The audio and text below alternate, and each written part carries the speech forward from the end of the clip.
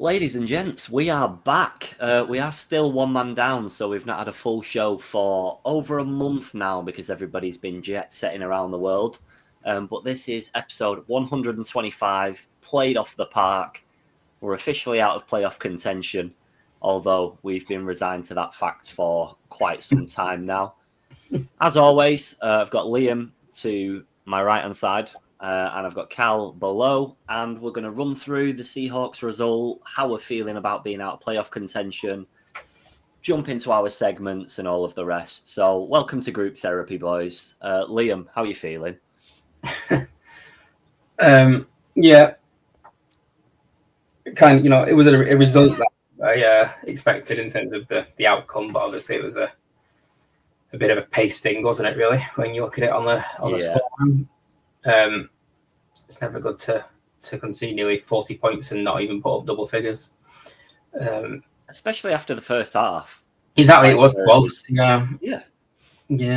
We just didn't. I don't know. We just looked defeated, didn't we? Essentially, they didn't. I just didn't really feel like a lot of the players had their heart in it this game. They probably know that obviously the season's done, like everybody knows it. So. Yeah, and some of them obviously, they're fighting for their place, but some of them kind of probably already think that they've got their place sealed up and kind of just didn't put the effort in at times. And Seahawks obviously knew they needed a win, and they went through the gears in the second half, and we didn't even react whatsoever. So we just had a series of turnovers, just all around bad play, especially on the offense. Like the defense, I know we weirdly conceded 37 points, but it wasn't. We weren't that bad for a lot of the game on defense. No, I agree. Yeah. Offense was poor. Special teams was atrocious, as it has been for however many weeks in a row. I haven't. Yeah. I'm gonna during this. I'll have a look at some of the special teams ratings across the season, the grades by team, and see where we. I know kicking comes into that, so sometimes it can be a bit skewed. Actually, we're saying that we don't be good at that either, really. But we've not. But Mr. Podium was third in the Pro Bowl rankings last time I checked somehow. So you never know. I'll see if I can find some stats with just without the kicking involved. Yeah. And, I can't. I would be very surprised if we're not right near the bottom on special teams. My God, absolutely. Like you said, a lot of a rough second half after what was not a promising first half, but considering we went into that game and Seahawks were second favourites for the Super Bowl at that point, it didn't look awful. Like at least we were competing, albeit in a very, very boring first half. But now we're out of contention. So Cal, how are you holding up? I think it's obviously expected. I think everyone expected to lose the game, but it's like the manner of losing, like you say, was drawing at half time. And then you go on to get absolutely. You let a touchdown in the first second, like a return play, which, to be fair play to the guy, 100 yards, smashed it. But that just sums up our season. It's the longest play of the season. Yeah, but of course it was against us. Why wouldn't it be? I know, yeah. But it was the second half was embarrassing. I was actually so close to putting Red Zone on. I don't think I've ever done that. I've watched Red Zone, but I've just never done it whilst that game's been on. But yeah, I can see why people do it, because you only see the bad parts every so often compared to 60 minutes of bad parts usually. Yeah. But yeah, being outside the playoffs, obviously, I think being out of the playoffs was. I think we knew that about 6 weeks ago. Just realistically, yeah. But you always have that hope. Even with the Falcons, you always have that hope, don't you? That we had that run of 3 games, didn't we? Against the Jets, which we ended up losing, and a couple of other games we ended up losing. So you just sort of knew it was over. But the manner of the defeat is obviously embarrassing again. It's like the team absolutely gave up in the second half, which as a professional football player or any professional, you shouldn't be giving up. You're getting paid absolutely millions to play for the franchise, and you are giving up. And some of that is on the players, and I don't think it's all the coaching staff. Obviously, the main issue is still the coaching staff that are in charge. Yeah, absolutely. I suppose there's not too much to break down from the game itself.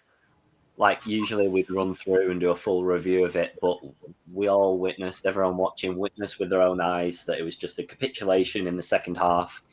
And that's been the case for the Falcons all season long, looking like the semi-competitive and then all of a sudden just folding.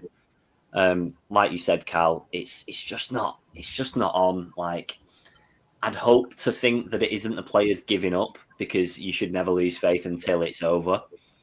But what concerns me the most now about the remaining 4 games of the season is, what are we actually going to see?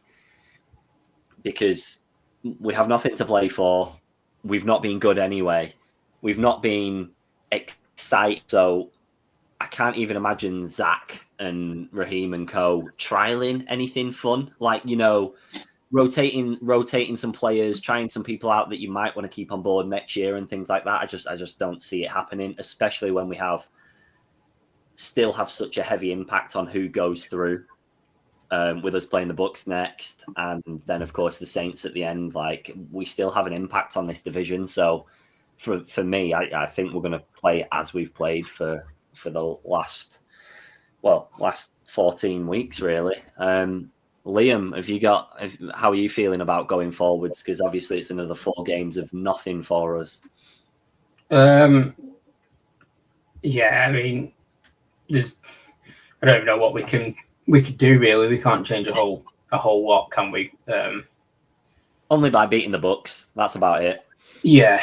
I mean, we want to win those games. That's kind of got to be the main focus, isn't it? Is trying to win those bigger games now, the rivalry games. There's not much else we can do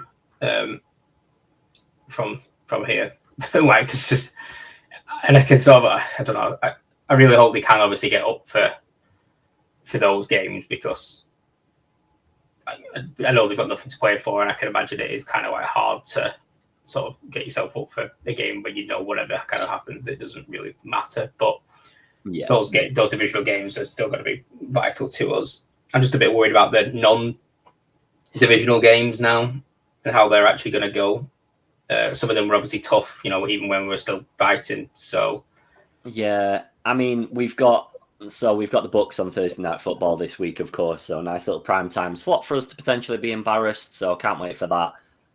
But then after that, we've got the Cardinals, who are just as bad as us. Like, they are just as bad as us. So it's one of those, like, really, that should be a competitive game, because we're both poor, but at least we're both poor playing each other. But have we got it in the tank? We've lost to much worse, well, not much worse teams, but we've lost to worse teams this season. You'd argue that the Jets are worse than the Cardinals. And yeah, it's not looking bright. The only game out of the division that looks like it has any impact on the standings is, of course, going to be the Rams, because they're one of the favourites for the Super Bowl at the moment in time, and they're in a really good position in the division. So I suppose there's the chance of a little upset there, but I don't think it's going to be exciting enough to pick the boys up, to be completely honest. Cal, out of the 4 games, how many are we going to win, and who against? Oh, none. Fair enough. Fair enough. Absolutely Fair none. enough. We're going to get beat by the Bucs convincingly, I think. Even though I don't think they're a great team. I'm going to say they've really hit a brick wall since like halfway through the season. Though they were flying, and they're still only on 7 wins now. So they're not all that. I feel like the Cardinals would be close, but I still think they'll beat us. I think the Rams.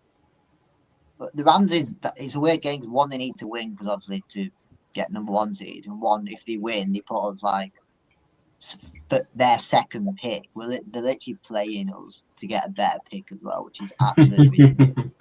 Do you know what? I've not even considered that. Of course, I know they've got the pick, but I've not thought about the potential implications of that, because with 2 weeks to go, it's a tight division, so they probably will still be playing all out. But if they're not, and they're already through, and they can't get number 1 seed, if in case anything happens in the next 2 weeks, maybe they do go, you know what, just we need to kill you. Like, we need to absolutely kill you anyway. Yeah.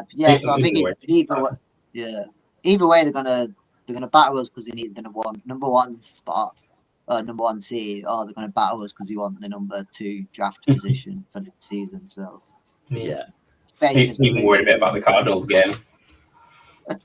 Yeah. Like, no. I know the Cardinals are bad, but they're kind of like they kind of knew they were going to be bad. Like, so they're kind of just they've been experimenting and playing kind of the same way all season. Like they never really had expectations like we did. So I genuinely believe that they could even beat us. So yeah, well, they're 3-10 at the moment in time. And come the point of us playing them, of course, they've got a game in between. Then who knows? Who knows? Depends on how bad they want that draft pick spot as well, I suppose. You know, I know teams don't tend to fake tank, but it's still a possibility. I'd settle if you offered it me now. I'd say I would take a loss in the next 3 games if we could beat the Saints. Yeah. As rough as it sounds, I'd agree, because you just can't finish the season in that way. Also, come that point, there is every possibility we're below the Saints in the standings, which would be absolutely diabolical after what we've witnessed from them this season. Their season has been one of the worst seasons I've witnessed since I've been following the NFL. And the fact that we're even in that conversation, they're only 1 win behind us, is rough, to say the least. It's really bad. It's really bad. It has. I've got some stats. Yeah, go on. I've got some stats for you on the old special teams fun. So in terms of the special teams overall, so this is kick, punt returns, and the actual kicking and punting itself. We are ranked 29th out of 32 on special teams as a team. So bad. That's pretty darn bad. Do you know what? I think this season as well, especially on this show, we've probably been quite generous to Marquise Williams. Like, we've not really mentioned the special teams too much until the last couple of weeks, excluding like the odd punt issue and stuff like that. Yeah. That shows that it has been consistently poor, but we've been so distracted by the fact that Zach Robinson has been no more than atrocious that we've kind of just overlooked it all season. Yeah. And I've got more. It doesn't get better. Oh, go on. And this is another thing me and Cal commented on about 100 times during the Germany game. Jamal Agnew, was obviously very experienced return punt and kick returner. He's been very good for a long time. If you take into account both punting and kick return grades together, he is ranked 49th out of 50 in the league. That's so rough. Wait, who's worse? It's funny you say that, actually, though, because Romeo last week with Tricky, and he mentioned that Agnew at some points in his career has been like really, really highly thought of. One of the best, has been quite a player, and it's just gone, completely left us. The same as oh dear. So many times we don't even get to like the 30. Well, not even the 30. We don't get to like the 25 yard line. No, we don't. Well, we started the Seahawks game like that, didn't we? We got to, what was it, 23 on the first one. It's like, oh my God, you're not setting your offense. I know we've been critical of the offense all season anyway, but you're just not setting them in good standing to go and like have a successful drive, because there's so much work to do every single time. Yeah, it's bad. It is.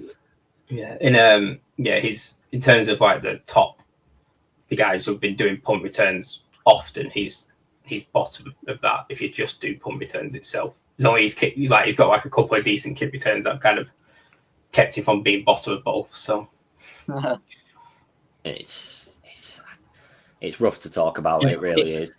It's a big. Like, obviously, kicking and stuff, and it's obviously noticed, but the returns are massively like underrated. Like not even just the actual ones that go for, obviously, there's teams that are doing it for actual touchdowns and stuff, which is great, but you don't get many of those. But even just getting yourself in decent field position, getting yourself a bit closer to maybe getting a field goal or anything, it just over the course of a season, the difference between being 20 yards further forward or 40 yards further forward is actually massive when it comes to this game. It changes your entire drive, like your whole playbook can change based on whatever you've got on the kick return, and we're consistently putting ourselves under pressure by being in our own sort of like 30-20 sometimes, like because we just cannot get the ball out. No, and it's hard to go like 70-80 yards like every game, like at every drive, because that's kind of what we're doing. It is. No, it's rough, isn't it? We're of course going to do rookie watch and stuff like that, but because these shows have felt quite repetitive, I thought I'd temporarily bring in a new segment that I have not shown the boys yet. I've been doing this for pretty much throughout the season anyway, but not as a segment. I've been just like segueing into them depending on the topics of conversation, but I'm going to run a little VT. And this is going to be better for the visual watchers as opposed to the audio watchers looking back. But today I am doing Heem's head scratchers. And these are all Raheem Morris's quotes following our loss, and from today and from immediately after. So I've been doing this week on week anyway, but let's hit it with the first ever Heem's head scratchers. So this was immediately after the game about us being out of playoff contention. Yeah, that's awful. You never want to be in this spot. We've got to go and figure out what we need to do to win this football game, referencing the Bucs game on Thursday. What can we possibly be figuring out at this point in the season? If you've not figured out what we need to do to win games now, there is no chance. Anyway, we move on. This is a multi-part segment. So, of course, he was asked about the ways in which the organisation is running at the moment in time, and if he feels supported or if he feels that his job is on the line. And somehow, Raheem Morris said on Arthur Blank, he is 100% in support of me.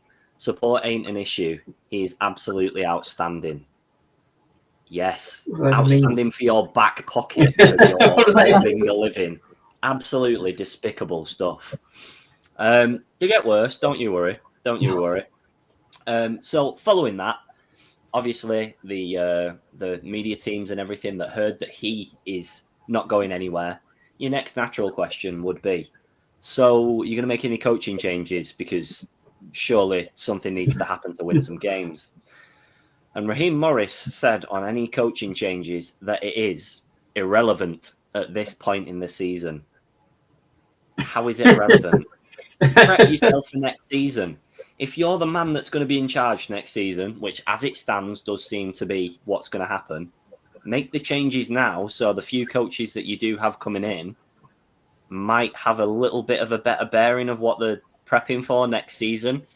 Yeah, I understand the market isn't as big at this point in the season because people aren't really moving around and stuff like that, but put the feelers out at least. Like, at least give us some, like, a glimmer of hope that maybe something's going to change coming forwards. Even if you're going to promote, like, you know, if you get rid of a coordinator, like, and you're going to, you know, promote the quarterbacks coach or wide receiver coach, or if you're not going to go external, but bring somebody up to give them 4 games at doing the job and see what you've kind of got internally, because it really doesn't matter kind of what happens too much results wise. Just give somebody a go at doing something a little bit different and see what we've got. Yeah. We might have a really good coordinator kind of like waiting there. Yeah, like exactly. And we just don't know. So why not give them 3 or 4 games to see what's going on? So following that question, and obviously confusion as to why he's not making any changes, he said, you don't put yourself in these positions to worry about those things. As a leader, you have to stand in front of people and answer the hard questions. What? As a leader, I think your responsibility is to win football games. And when you are not winning football games, make the changes to win football games.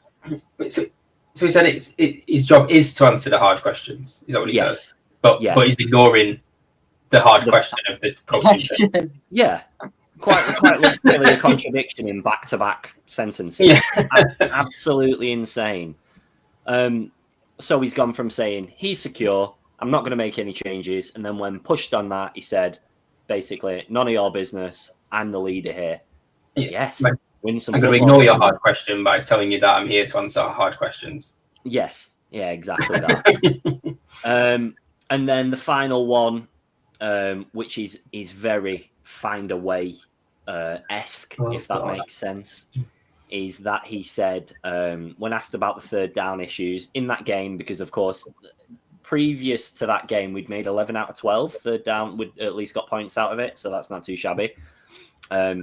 He said it's definitely down to execution. It's down to that dog making a dog play. Honestly, it's sickening. Like, it's so cliched. And who's your dogs? If you've got dogs, why aren't you telling them dogs to make a play? Like, what is going on? And then this is not part of Raheem's quotes. It's himself. But Zach Robinson had a really interesting quote, and this is only from an hour or so ago. He basically got asked what's going on with the offense. And he said, with the Rams, he used to be in charge of third downs, and that this season it has been frustrating, which is really, really cryptic, because how do you both take that? So he said, with the Rams, he was in charge of third downs, and he said that this season it has been really frustrating.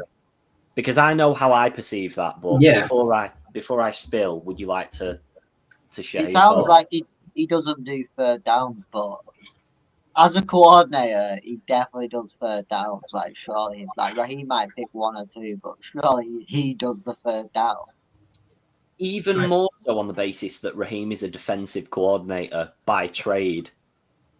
So even though he's the head coach now, are you not reliant on your offensive coordinator that little bit more? Do you not give him more trust? Do you not use his, I'm going to say knowledge very loosely because it's clearly not robust, but to me that seems like such a fob off. Like, oh no, I've not been doing the third downs this season, which is kind of like removing the burden from himself. It's also a bit of a dig at then Raheem, surely. Yeah, it can only be Raheem doing them. If he's not, he's not doing them. There's nobody else in there, is there? You're not going to have your wide receiver coach or anyone, or your quarterback coach or anyone really taking third downs over the offensive coordinator. So I really don't understand that one. And it seems, because it was so ambiguous, it seems like bitchy. I think, like a little bit like of a dig. But if your coach is digging at you, then that's another reason to get rid of him. Not only has he not been good enough, but he's not satisfied with what you're doing. I can't. I mean, what's our overall third down percentage stack up?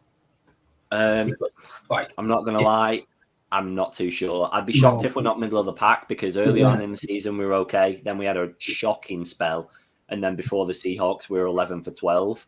So that probably dragged us back up. Because if we are, like, if it's not that bad, then like it's not even a relevant thing, because like third down might not have even been our issue. Yeah, it's almost like saying it is, basically. But sorry, I missed one as well. This is another Zach Robinson one. Asked about Kyle Pitts, and he said he's taken huge strides this season. He's taken strides. I wouldn't say they're huge strides, but each to their own. And then he said, and he's become our number one guy that we're targeting. That's factually incorrect.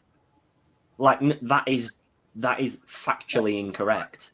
He's not got the most targets in the team. Without one, is he talking about since London's been down? That wasn't the question, unfortunately. So if he's answered it on that basis, then he needs PR training. But he's not answered it on that basis. Yeah, he must be talking about the last 2-3 games, whatever it is that Drake's been out. Yeah. Other than that, it's very clearly not been number one. No, not at all. There's literally been games where he's had 2 targets and stuff like that.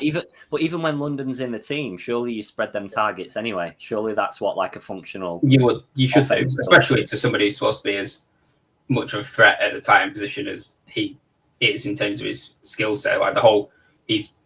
We know what he's blocking and stuff is like. It's not great. So his literal sole purpose is to be a very good tight receiver. He's practically a receiver, isn't he? Yeah. We should be throwing the ball to him like some teams, like even with top end receivers, they'll put their big sort of like plays to those like star receivers when they need them. But a lot of the time, their actual volume goes to the tight end to sort of move the 8, 9, 10 yards when they need it. They just run a tight end, get him to turn around and throw it at his chest. Yeah, like we don't really do with Kyle Pitts because he's obviously got very big wingspan. He's not physically as big as some of the other tight ends.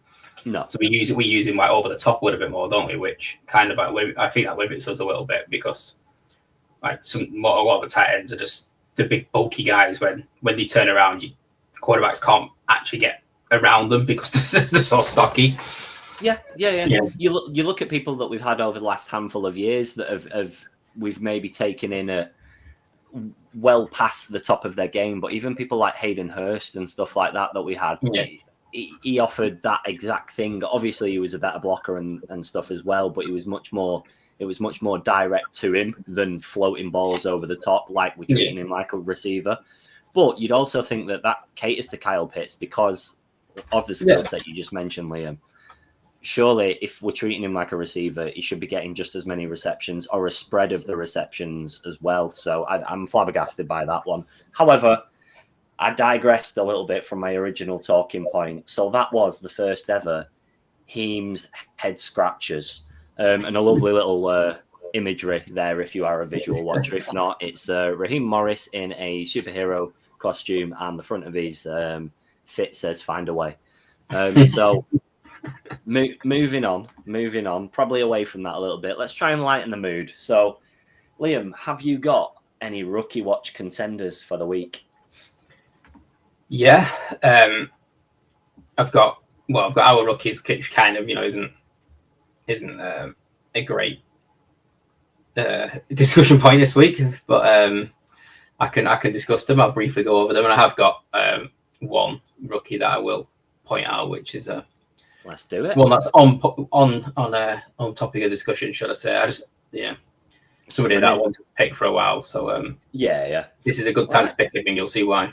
Okay, I like it. In that case, does anyone, Cal, do you want to take over Mark's job of doing the Rookie Watch theme tune or jingle by any chance? Absolutely not. I'll make it. Put it on, and then I'll say something. Okay, roll the VT. And this is Liam's happy chair. I thought he was here. Stunning, Liam. The floor is yours. So in terms of the rookies themselves, nobody. This is all based on 19 defensive players. Nobody was above 9. James Pierce Jr. got 9th out of the 19 overall defensive players. He had a sack again, which was good.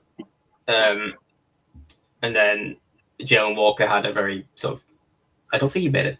Did he make a tackle? He made one tackle. That's kind of the only thing he did the entire game, which is interesting. And then Xavier Watts all week though, did he? That's a good point. Yeah, I don't know how many snaps actually played. I think he played. Oh, he only played 8 snaps actually. So I couldn't. So that explains that. And then Xavier Watts was right down there. He had a pretty bad game, to be honest, but. He's been pretty consistent and good all season, so it kind of it happens. Not everyone's going to be good every single game. He just had a couple of missed tackles and a couple of coverage issues, and that kind of drops you down with the grading. Not a rookie, but I'll just mention it anyway. But AJ Terrell was like second bottom in an absolute howler, which I did sort of comment on during the game because Jackson Smith and Jigba absolutely smoked him for the entire game, which was a little bit concerning. He was responsible for his first touchdown of the season, though, wasn't he? I believe, statistically speaking, there might be ones where, of course, there's indirect links to it, but that was the first touchdown of the season that was actually on his coverage, I believe, as well. Yeah.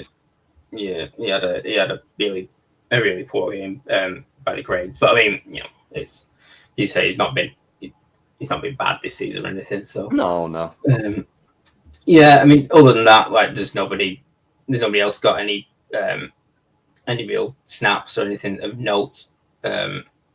everybody had a pretty mediocre game. And Bakiti was the best player in Divine Diablo. I'm pretty sure Divine. I'm going to look back at this, but I'm pretty sure Divine Diablo has been, when he's obviously played, he had that injury spell, has been second in the defensive grades like every single week. Like I think he's been like top once, maybe twice, but I'm sure he gets second or third like every single week that he's played. So, do you know impressive. What? Sorry to interject as well. I saw and love the guy. Mad Mike Sports on social media, on TikTok, on X and everything. I think we spoke to him on a show years ago, but he puts out great Falcons content. But he said in a TikTok that I saw today that Diablo is not all that. And I couldn't for the life of me wrap my head around it when I understand maybe if you compare him to people in his position across the league and like successful teams, then maybe he doesn't reflect as highly. But when you look at the roster that he's playing around, I think he's been brilliant. I think he's been a steal, and credit where credit is due. That's one of the ones that Terry has got right because he came in with no expectations, and I think he's done more than enough to justify. I'd love to have him on another contract, but I don't know how that's going to work out.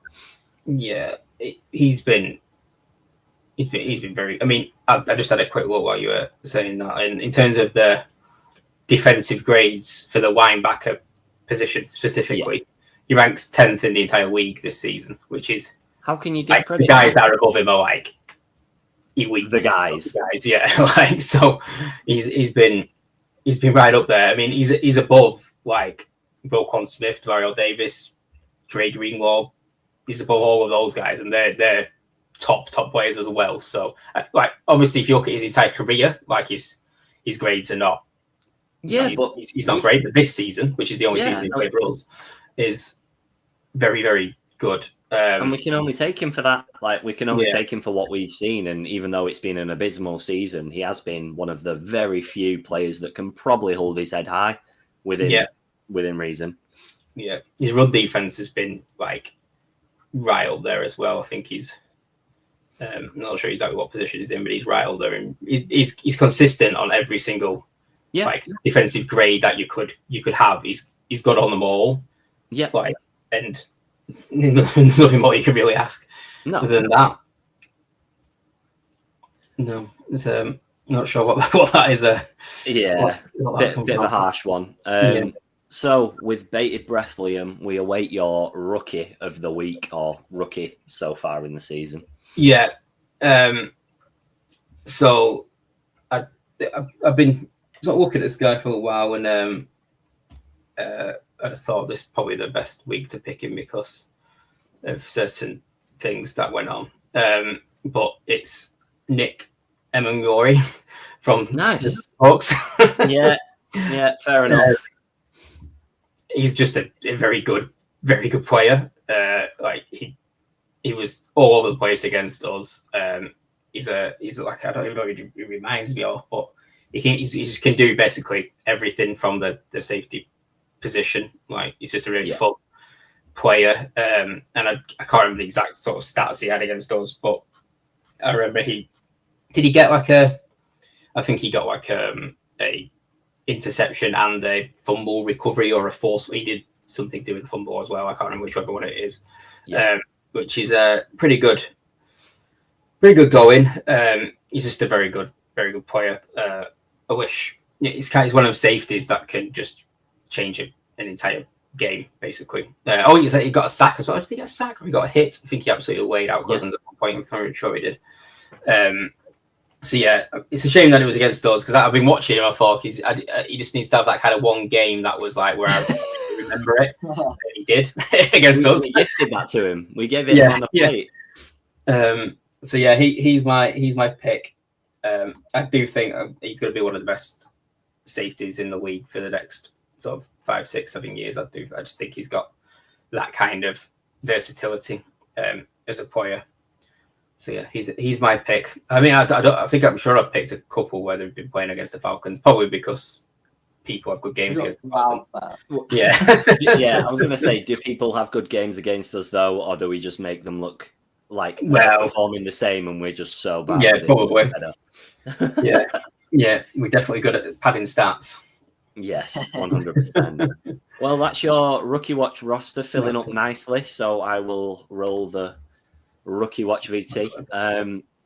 We really do need to get these down before the end of the season because I need them on paper. I keep forgetting who's included in them all, but I know it's bulking up, so we'll see how that goes.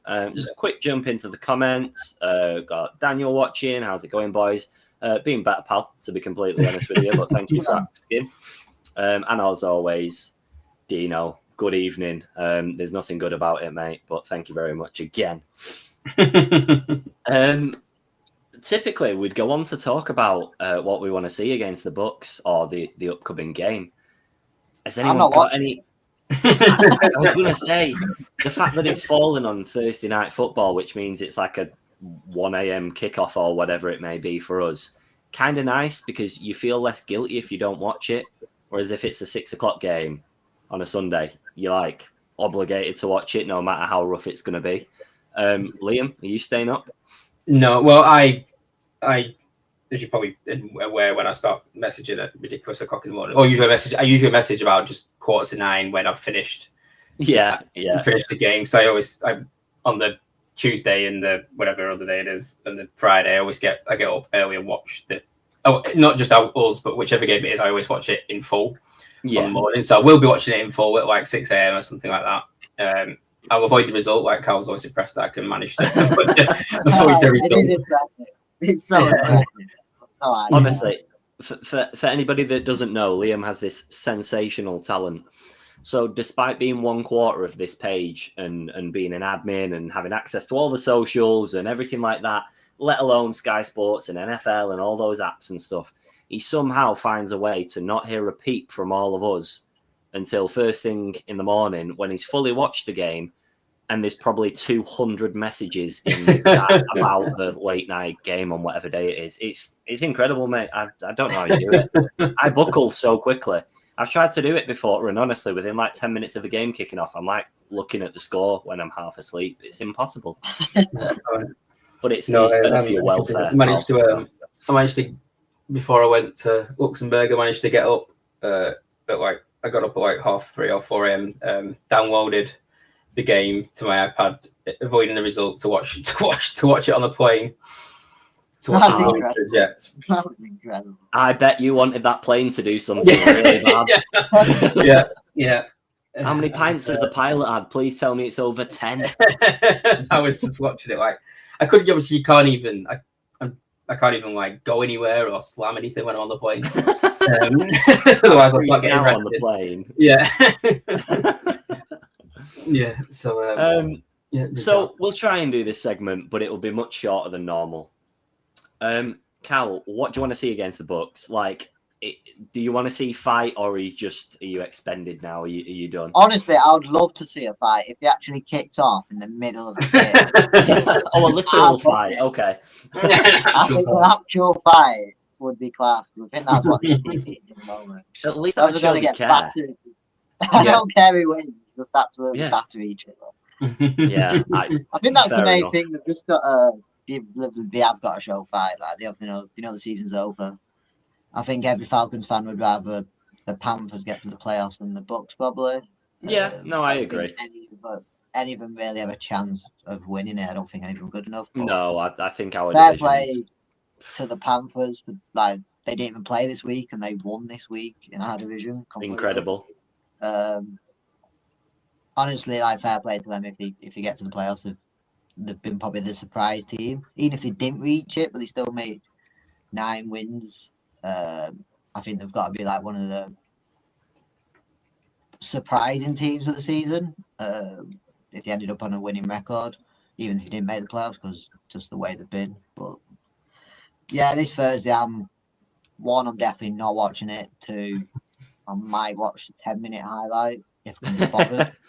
On YouTube or the NFL app first thing in the morning. I think they've just got to generally show fight. Like some of them, the thing with the players now is some of them playing for like contracts, like the ones that don't have a contract next year. So 100%. Or some of them are playing for a trade to a better franchise.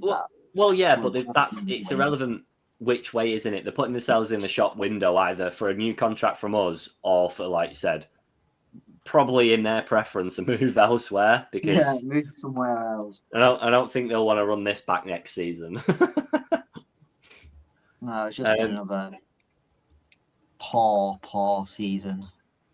Our 7th on the bounce, mate. I'm so glad that we chose this franchise. I'm really enjoying it. 7 winless seasons.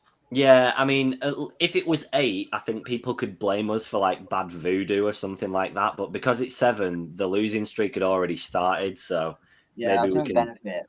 What was 1 in work? We didn't start it. We just carried it on. Yeah, we just joined a train with no brakes. What was that? If we could mention that poll you put out about. Yeah, I've got the winning season going to be. Yeah.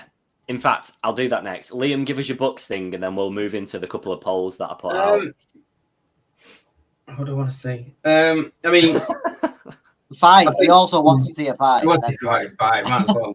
I think I'm fairly sure Drake London's not going to be back, from what I've read. I think. Yeah, I don't he's he day to day, not week to week now. So yeah, I think that because it's a short week, I just can't see it. I don't envisage them risking him either, because if he's on if he's 80% fit, but you're in a playoff shout, you play him, but there's no need. No, so it's a little bit tricky because obviously the personnel is out there, but I think I just want to see like Cousins have a good game, like basically just us have a good passing game, where we actually look efficient and we look like we kind of know what we're doing on the offense. Yeah. That will do. Even if we still lose the game, I just want us to look like we're a capable professional football team, which we haven't looked like that in a while. For me, if you can't get into the playoffs, which obviously we can't now, your next best thing is disrupting other teams. I know it's not a Super Bowl, it's not a trophy, it's nothing to be proud of as such, but if that doesn't still give you some form of drive, just to be like, we've been awful, but at least we can still dictate what goes on in this division, then you've got no hope. Because, like Cal said, the Panthers making the playoffs over the Bucks would be the nicest outcome for me. It'd be the Panthers, Bucks, and then obviously the Aints in that order if you remove us from the equation for me all day long. So somebody needs to stop that Bucks run of, what are they, 5 on the bounce now for playoffs and winning the division? Yeah. Are they both 7 and 6 at the moment, Bucks? Yeah. I can't believe the Panthers are 7 and 6. I had them on for 6 wins at the start of the season. So I just thought they'd be so bad, but I don't know. Every time I watch them, apart from obviously the games against us, they haven't looked good, but they're just one of them teams who could get battered one week and then just pull out this random result the next week, and that's obviously got them to 7 and 6 and in with a shout, which is all you need at this point in the season. Yeah, but the division gives teams grace because no other division is anywhere near as poor as ours at the moment in time. In fact, I think I'm lying there. I think the Steelers are sitting in a in a similar position. But I'd still favour all of them to beat us. Yeah, that's what I was thinking. Like, the Browns are obviously bad, but I reckon the Steelers, Ravens, and Bengals are, when healthy, which has been obviously part of the issue for Bengals and Ravens this season. I still think all 3 of them teams are better than all 4 of the teams in the NFC South. Yeah, no, I completely agree. I've just been flicking through the divisions to see if there's any other one that's semi-close. I suppose you could have NFC East. If you minus the Eagles from it, you've got Dallas 6 and 6, Commanders 3 and 10, and Giants at 2 and 11. So that is also atrocious. But the fact that we're out of contention in week 14, when the leader of the division is on 7 wins, is damning. Like, it doesn't even make sense. Well, it does make sense, maths, but it just makes no sense whatsoever. It's so poor. We're actually worse this year than last year. Yeah, we were. Which is mental because we did. One point, I think we went into the season last year thinking we could win the division. Like, we did well in the division, we just did absolutely atrocious out of it. Yeah. But everyone came into this season thinking this is our division to lose. Now we're I agree. I completely did. I had us on for 11 or 12 wins. We're fighting against the Aints for third place. That's how embarrassing this season has been, and they've been atrocious. They are absolutely shocking. Honestly, if we finish bottom, I'm going to lose my mind. Like, that would be the most catastrophic failure, and the coaching staff cannot justify that at all, when really we should have been pushing on for top spot, never mind a wild card spot. So heavy. On that note, and as Cal referred to a couple of minutes ago, I put a few polls out this week just to try and gauge the positivity of the fan base at the moment in time. The first of which being, when will the Falcons next have a winning season? So the options were next season, within the next 3 years, next 5 years, and then, of course, 6 or more, which I didn't really want to specify, to be honest, but here we are. 19% of people said next season. They are very ambitious people, because if you look at the state of the team and the roster at the moment in time, the draft picks that we have available to us, and God knows what's going to happen with the quarterback situation, depending on Penix's recovery. I'm going to assume that Kirk's going to leave, to be honest, and we're going to end up with like a... I mean, the Colts have got Rivers back in, haven't they, to try out? So maybe Matt Ryan's on the cards. I have no idea. But yeah, so 19% went for next season, which I think... Ask me again come draft time, but at the moment in time, that I'm not having that we're getting a winning season next year, based on the fact that we're probably still going to be with the same coaching team. 43%, which was the highest, was a winning season within the next 3 years, which I understand, because that's a lot of time, that's a lot of draft, time for coaching changes and all of that jazz. 16% said within the next 5 years, which is long but possible, and would overtake us for the longest lack of winning seasons, because at the moment it's 12 and we're on 8 winning seasons at the moment in time. So that would pip us for the worst ever run. And 22%, probably the most sane amongst us, have said it's going to be 6 or more seasons before we have a winning season again. What would you two be inclined to say based on those ratings? Next 3 years, 5 years, or 6+? I generally think if we got new coach, a completely new haul of coaching staff, I'd say next year we have a very good chance. Yeah. But because I don't think, but assuming that won't happen, that I would say 3 years personally. But that again would be dependent on this coaching staff being fired after next. Oh yeah. And then the new team coming in. Liam, would you like to hazard a prediction? Are we saying based on the fact that the coaching staff will stay the same? But yes. At the moment in time, assume they're going to be the same next season, because that seems to be the way it's going. Yeah. I'd say I'd be very surprised if it was in the next 3 years. If I'd be after that, right? Because obviously, there's things like with quarterbacks coming back, and there's a lot of things that can change. But I just can't see us becoming a good team with this coaching staff ever, really. Yeah. If it stays the same, if they do stay the same, I'll be absolutely stunned. I just need to fire them all. It's not even like one. Even if they got rid of, just say like Zach Robinson went and like Raheem and the rest stayed, I'd still be fuming. Yeah. I think it's too far gone for that now. Yeah. There's no way a professional Raheem's record as a coach, not just for us, but as a coach, is horrific. Yeah. He talks absolute trash after every single game. He makes no sense. He looks completely out of his depth. And if they're not seeing that, then I don't even know what to say, because our roster is not a bad roster. I'm not saying we should be like a really good playoff team or anything, but we're fully capable of a winning season, getting into the playoffs in the worst division in the NFL, and we absolutely blew it, and we've looked terrible at times, and we've looked like we're not prepared. We're ill prepared. We look like we've been just like Morris dancing on the practice field or something, because like we can't have been actually like doing some serious practice and turning up like that. Was that pun intentional, or did that? No, it wasn't. It wasn't. I wish it was. Unbelievable stuff. That's just how quick your mind is. It's quicker than your mouth. Yeah. It's the first. I don't know why Morris dancing was the first thing that came to my head, but it was. I could just imagine everybody just running, like just skipping in a circle, because there's no way we're actually practicing how to play football and turning up like that, are we? No, I'm not having it. Quick jump to the comments. We've got UK Falcons saying 2028 before we have a winning season.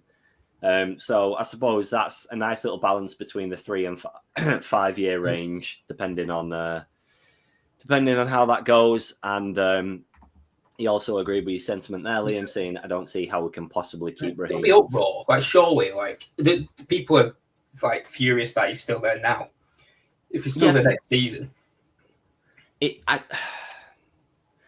I don't know if Arthur Blank is being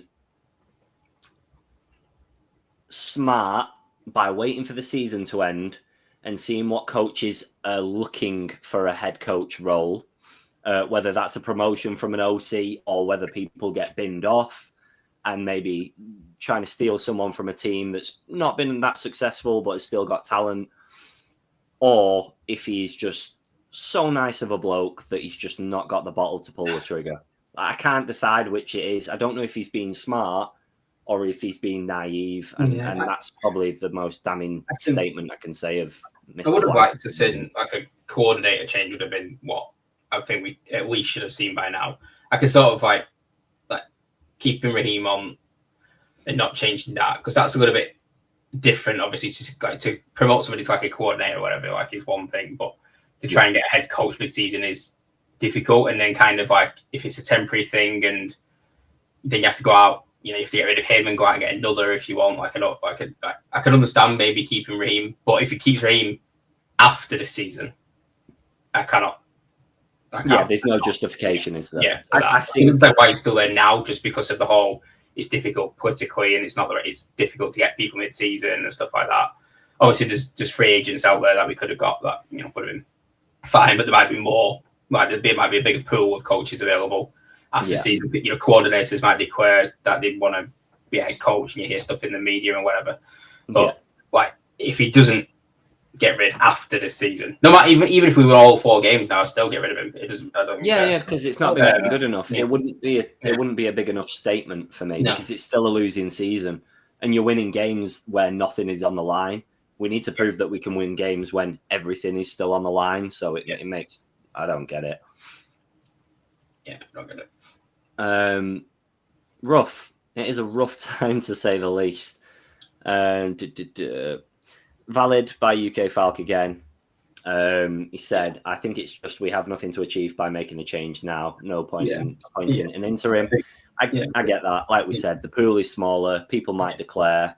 You've got more time to assess it because you're so focused at the moment in time on the season that's active, then fair enough. But I do think if we go into next season with this same setup of coaching staff, I think the bends will be bleak, to say the least. I don't think there'll be much excitement going into the season. We've not even got first round picks, so there's not even the draft excitement of getting like a massive named player.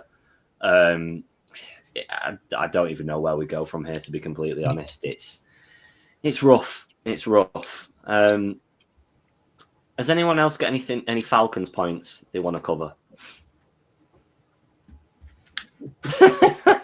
No. We didn't want the last 55 minutes of Falcons points. So we'll swerve that. What we'll do to wrap up then, we'll do a tiny little whip around of the league as always. If anyone's got any teams they want to talk about, or players, or standings in the divisions and stuff like that. I've got a couple. I've got a couple to shoot out. Not relevant to the playoffs and stuff as such, but the Titans beating the Browns and the Browns quarterback situation, odd to say the least. I know some people really favour QB1 now officially named for the rest of the season, so that's a good one. The Colts capitulation. The Jags leathered them. The Colts, of course, now without Daniel Jones. And Riley Leonard, they both got injured in the same game. Yeah. Not looking good. And that Daniel Jones injury has been confirmed as Achilles, but it looked rough at the time because all he did was take a step back, started to go down, and then release the ball. So thoughts are with him on that one. But it is a good talking point because early on in the not even that early on in the season, but about 4 games ago, one of us said, and I can't remember who it was, so my apologies. Somebody said they'd not really played any good teams yet. And they'd not. All the teams that they'd beat were basically under 0.500. And now they've started facing better teams. They've started losing. And I know you have to take the injuries into consideration there. But still not looking good. It looked like it was in their hands. And I think they're 3rd in the division at the moment in time. Yeah, Yeah, you got Jaguars 9-4, Houston on 8-5, and then them on 8-5 as well. So it's all still to play for, but they looked so comfortable earlier in the season. And then the Texans, out of nowhere, have just started winning games. Why can't we do that? I have no idea. But my main one that I wanted to just give a nod to is the Broncos. How are they 11-2? Especially when you look at the fact that 8 or 9 of their 11 wins have all come by basically 3-point wins or a 1-score margin. I'm not saying they don't deserve to be 11-2, but that is like the sketchiest 11-2 team I've seen since I've been watching. But they could go all the way. So what do I know? I have no idea. But I just think it's really bizarre that they've managed to pull that out of the bag. I know they've been getting better for a couple of years, but that's impressive in a division with the Chargers and KC. I won't say the Raiders because they're worse than us, but still, I think it's pretty impressive. Yeah, I think the good thing about them is like they'll always be in the game. Whether they win or lose, it's always going to be close for them. So I think that's one, especially going into the playoffs. If you just need to find a way to win in the playoffs. It's different in like they're obviously Raheem. But no, you're right. It's like I bet I've not seen much of them this year, as in I've not watched full games, but I bet they've been sensational to watch from like a neutral perspective because the games are going to be tight all the time. It keeps you on your toes. Probably hair pulling stuff if you're a fan. But like you said, going into the playoffs, it's just one game beats all. And they've showed that they can win games well, but then blag games as well, just by biding the time and getting a field goal at the end and stuff. So I think it's nice to see a shift in dynamics, and even nicer to see the Chiefs dynasty crumbling at their feet. They're still in playoff contention mathematically, but they just can't win the division now for the first time in 6 or 7 years or something bonkers. So that's nice to see for me. I know that's brutal because we're in the mud, but it's annoying seeing one team win all the time. Who's your favourite for the Super Bowl at the minute, Liam? Oh God, I'm going to say the Rams. Okay, yeah. I know they've had a few wobbles and stuff. The Seahawks again are definitely up there. Yeah. I feel like teams like the Eagles and the Broncos and the Bills, the Patriots obviously very good, but I still feel like they've not got the experience. Like maybe like when it comes to playoff football, I know as a team they're obviously very good.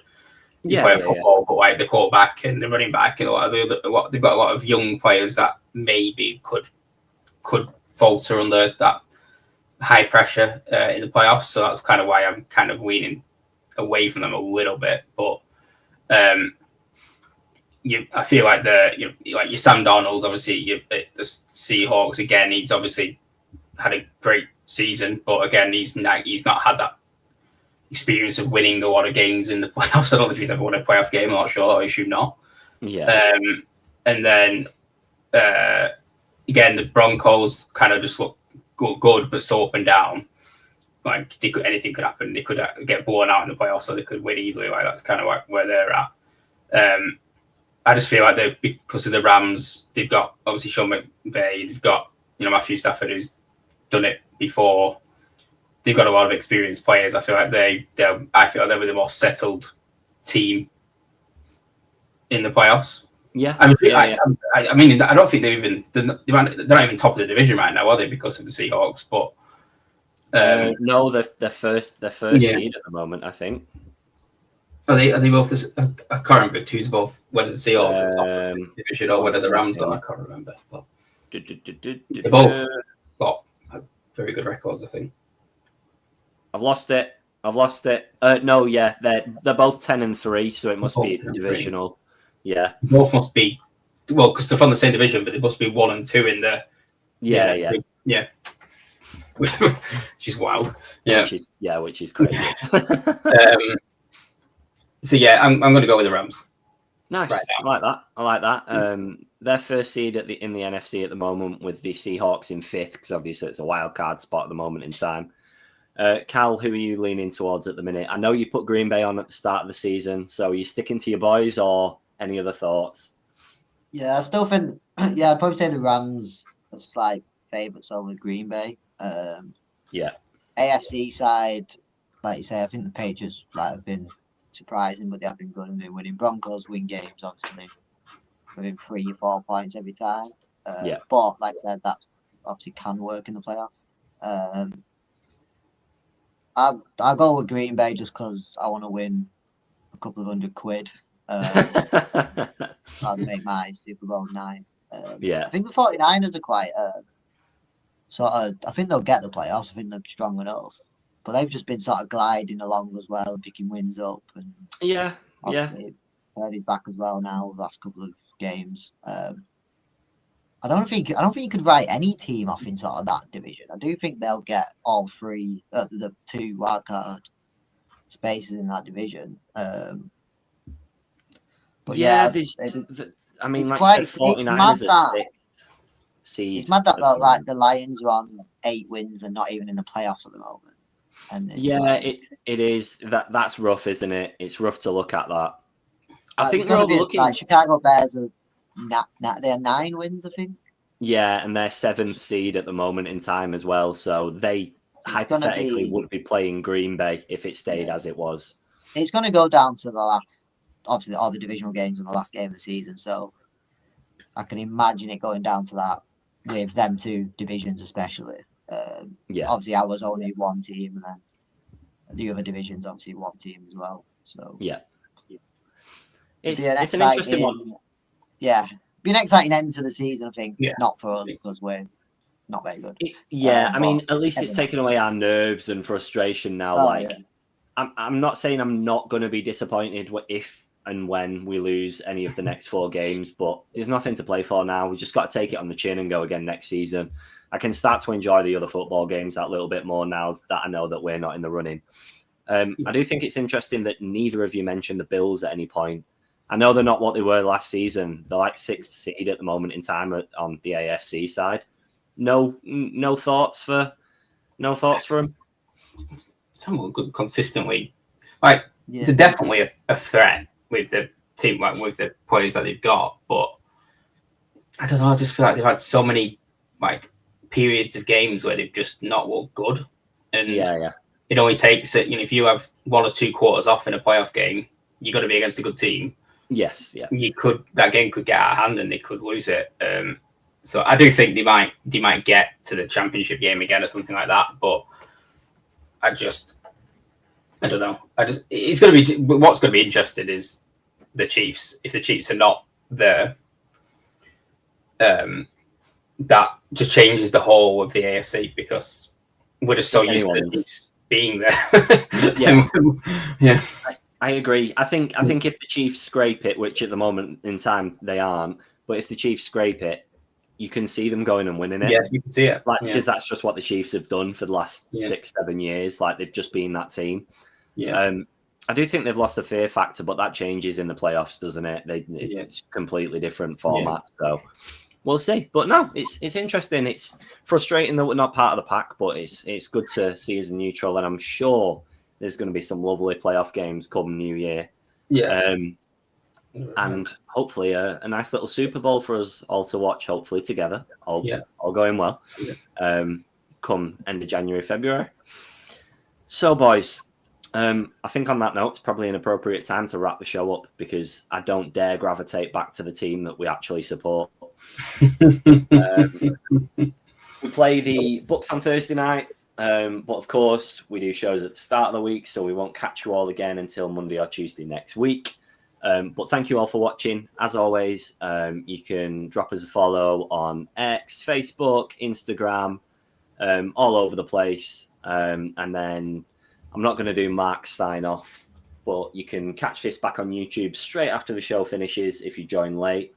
But it will also be made available on Spotify, Apple Podcasts, or wherever you get your podcasts.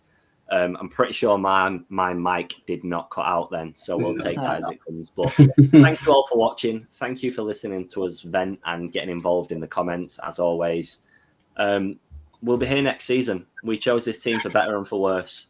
So we'll take it on the chin and catch you all next week, where hopefully we've beat the Bucks, but don't hold your breath, guys. See you next time.